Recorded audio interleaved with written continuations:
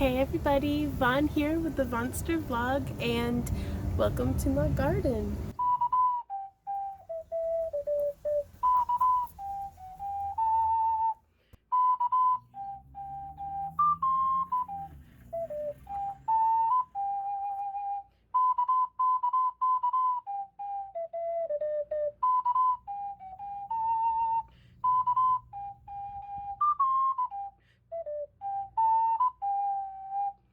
So this has been a pretty typical year, except for there's been a pandemic on, and that's been very interesting and kind of scary sometimes, but we're getting through it. I hope y'all are as well, both as safely and healthily and sanely as possible.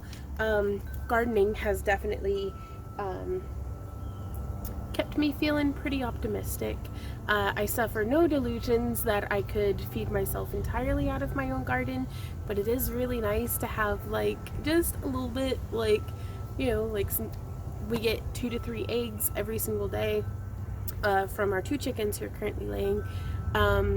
Poppy has stopped laying entirely. We'll get into that whenever we talk about the chickens, but we got 5 more, you guys, so we're up to 8 chickens total.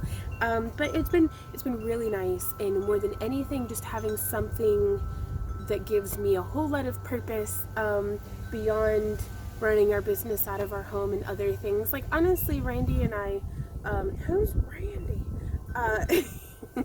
Randy and I have been living almost in self-quarantine for like 10 years, and we didn't even realize that that's not like normal. Like, we only ever leave the house for very essential things, other than, sometimes going out and seeing a movie, if there's something good out, or maybe going out to a restaurant. Other than that, we don't really go anywhere and do anything, like homebodies. That's okay, because workaholicism. But yeah, just working in my garden really gives me a lot of satisfaction and joy, and I'm happy to hopefully get to share that with you guys here today. One of the biggest changes from one of the last vlogs that we did about the garden is we have officially inherited our home. So we can finally start fixing up the fact that all of the siding needs replaced, and basically everything from the ground up has 1 to 5 things wrong with it that needs fixed. So that being said, let's just focus on the garden aspect, which we haven't done anything new to this shade bed. We just have hostas coming back from previous years, ivy that we're having a heck of a time killing back, but it's at least contained to the bed. Some astilbe, more hostas, a black walnut that needs trimmed out, a Japanese maple. Now, the biggest change to this bed, though, is you'll notice if you've followed along with some of our past vlogs, the pond isn't here anymore. We were finding that it was overflowing with water, and that the basement still floods, but it doesn't flood as badly now that that pond isn't there. News to me. So we're filling that back in with some rocks, and we're just going to have a nice little seating area maybe, or something, or just more hostas because some of them are needing divided.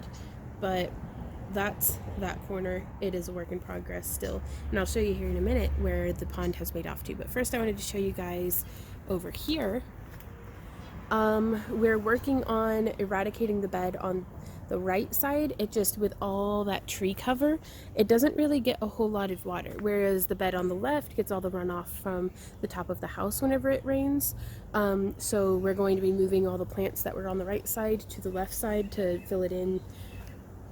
It's a mess. We'll do a video on that one as we get it renovated. And we do still have our crystal processing area over here from whenever we went crystal mining, which we plan on doing again this year, just not in June. Probably something we'll be fitting in maybe in the fall. I'd rather be outside and cold than outside and dying of heat stroke, because that's rough. Speaking of crystals, though, we have this collection. Are the pieces that we did not sell or give away. So they're finding homes in the garden and getting projects done with them. And then that leads us around to, this is where we used to have the hammock.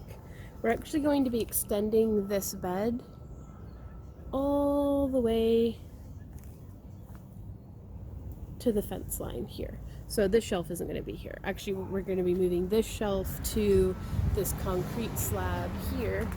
The aerial rigging for aerial yoga is going in this area where I'm standing. And I wanted garden on either side of it just because I like to hang in my hammock and look at plants.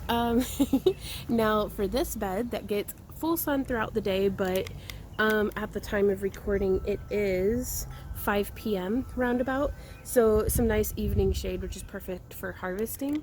Over here we're planting predominantly potatoes and cucumbers and beans growing up the fence, but the potatoes are filling in the root space nicely, and we've been building this up with buckets of rabbit poop from our friends with Izzy's Rabbitry, and then topped it off with some rotten bales of straw from the straw bales we had last year, like straw bale gardens. I'm not a huge fan of straw bale gardening. It just doesn't seem to work out. It's a little too windy. They dry out very quickly here. But I love rotten down straw for building up the beds. So we have that, and then topping it off with soil from the local recycling center. Hammock. We love that hammock. We are getting a little too fat for that hammock. We've broken the frame twice because we're just chonkers and we keep laying in it together. But we're working on that. Which actually I'm down like 4 pounds since the start of quarantine, but I've still got like 102 pounds to go before I've reached my goal weight, but living my best life. Now I'm going to bring you guys around here to the side because I wanted to show y'all some new additions. We have, that's a ram. Our bee balm is coming back fantastically, and y'all check out that rose bush. And we missed trash last week, but check out that rose bush. It's so pretty. Yeah, our bee balm, our alliums. We have a blueberry bush coming in, some cabbages that we put kind of as a trap crop over here. We planted mint in and around it. We're having a heck of a time. Our worst weed problem this year is these are in the, it's like Clematis virginiae or something. It's native to the area, but very, if it weren't native, I'd consider it invasive for sure. But it's just a vine that makes these like fluffy white flowers, but it vines all over everything. And then I'm not certain what that weed is there. And then, of course, trying to get rid of the morning glories. So anytime I see one of these guys, I just come in and weed them. It's for everything that we plant. I do 100 times more weeding, trying to give the plants we planted a chance. But yeah, so by planting so densely though with the cabbages and stuff, we are hoping to keep a lot of the weeds down. And we've got some pokeberry bushes coming up. We moved our aloe out here, and I'm really happy to have it out of the house. It needed more space. But we also, you'll notice, we have a solar panel. I need to clear this fence off. That's on the to-do list. But the solar panel feeds this fountain, which this is another renovation that we've done this spring.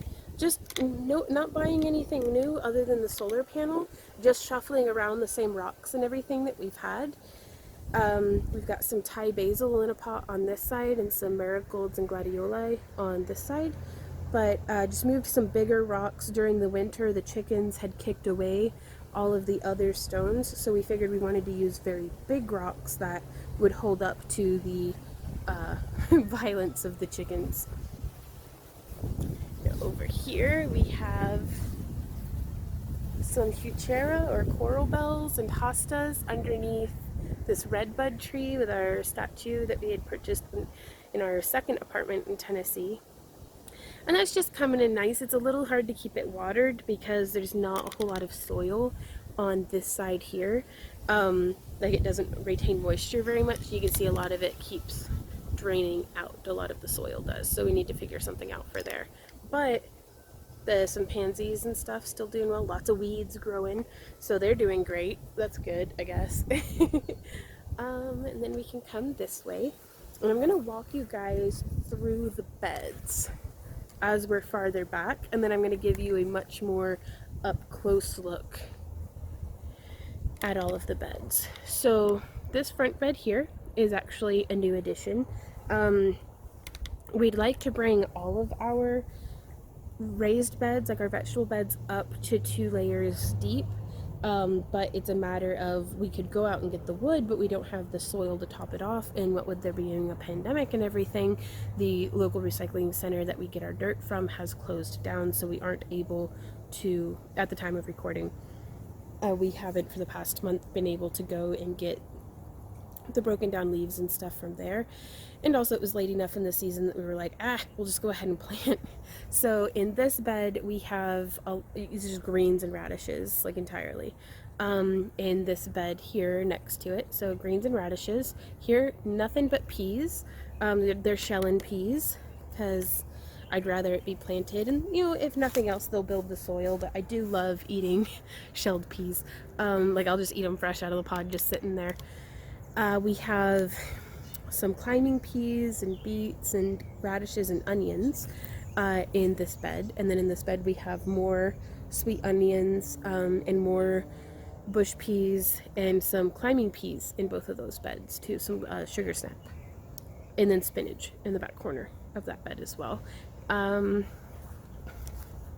Next row back, we have this bed here, just has Egyptian walking onions in it from last year that actually I need to clear out because I can't figure out how to cook them in a way that they aren't like very fibrous and stringy and overpoweringly oniony. So if any of y'all have suggestions about Egyptian walking onions, I would be so interested to know, because they do amazingly. They almost grow as well as the weeds do. But I don't know how to fit them into our diet. So in this bed we have Brussels sprouts, cabbages, and Napa cabbage. I actually need to get the we have some bug netting that we're going to be putting over that to keep the cabbage moths out, but I planted it very densely. Hopefully we'll get some cabbages this year. And then in this long bed here we had transplanted strawberries from the overflow from our strawberry bed. We had moved our entire raspberry bed, I believe last year. It's been a minute, but I'm really pleased. They're coming back very strong. We have a lot of mint, pansies, parsley, sunflowers coming up, some dill that reseeded itself from last year, and of course bunches and bunches of weeds, but we're working on that. So we've moved over to the far left from a previous perspective, and you can see we've got some potatoes coming up over here, and then all of the flowers and plants in this bed, with the exclusion of that purple viney plant that's an annual, and the thyme. Everything else we started from seed. Basically anything that doesn't have a Bonnie tag next to it, we started from seed. So we've got black-eyed Susans, Asclepias, blanket flower, celosia, more bee balm, and I'm trying to think, I think that's it maybe. Oh, I had transplanted some Monarda, not Monarda, that's bee balm, Mullein. We were going geocaching, and it was on a part of the trail that was covered in gravel that, just knowing how the city does it, they were going to go through and just like spray. So I pulled up 2 of the little ones and brought them home with me, and they're doing fantastically. But this is another fountain that we power with a solar panel. So that's our solar panel there. That's just up top the pergola. We actually have more solar fairy lights as well. I'm trying to have everything that's in the backyard be solar. That way it's not cooling on the house at all. Because we don't have an external plug.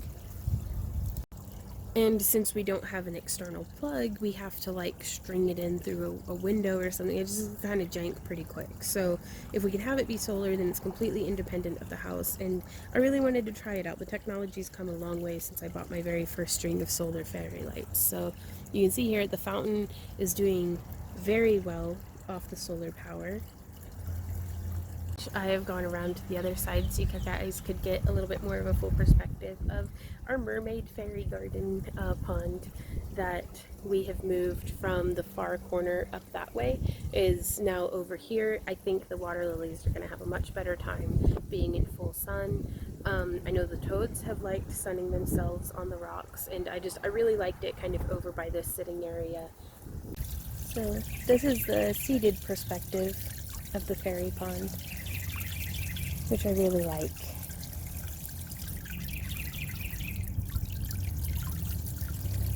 That laminar flow action makes us really happy, and I don't know if we'll be able to spot any. I'll have to come out, I think, whenever it's sunny and we can see a little bit deeper into the water, but we have bunches of tadpoles, lots and lots of tadpole action. Maybe? Nope. I don't think we can see, but I'll get some footage for y'all before we publish this, and post that with this video. That way y'all can see the tadpoles, because it wasn't but maybe 4 or 5 days ago we just had toads out here hollering at each other, trying to breed. But we'll keep you guys up to date definitely on how the tadpoles are growing up, because I'm so excited to have tadpoles in the pond. But here you can see a little bit better. We have bee balm that we transplanted, some like from the other flower bed. This is pineapple sage that we did purchase those, as well as the sage, garden sage, lemon balm.